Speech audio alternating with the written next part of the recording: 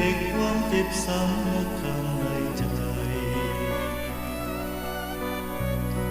นี่หรือความรักแท้เจ้าว่าเต็มใจคำสัญญาเจ้าให้สุดแสนซึ้งใจแต่ความจริงเปลี่ยนไปเป็นความเจ็บซ้ำใน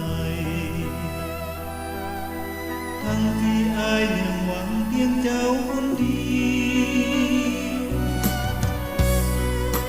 เหงาน้ำตาตกในสุดแสนละกำไหลลงบ่หายรอนานแสนนานน้องก็บ่มาเคย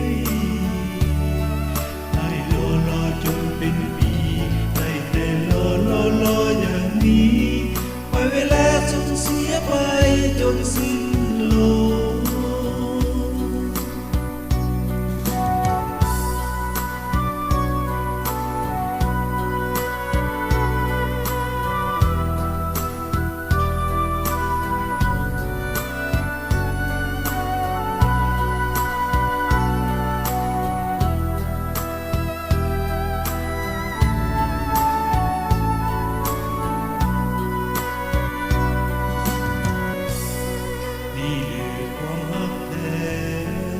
เจ้าว่าเต็มใจคำสัญญาเจ้าให้สุดแสนซึ้งใจแต่ความจริงเปลี่ยนไปเป็นความเจ็บซ้ำในทั้งที่ยังหวังเพียงเจ้าคนเดียว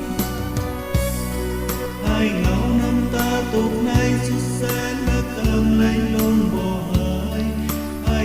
รอนานแสนนานน้องก็บ่มาเคย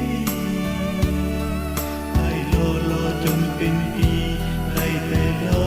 รออย่างนี้ปล่อยเวลาสูญเสียไปจนสิ้นลม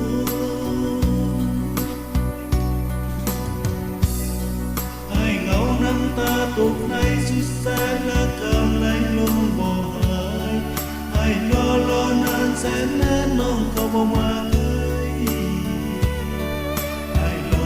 จนเป็นปีได้แต่รออย่างนี้ปล่อยเวลาสูญเสียไปจนสิ้น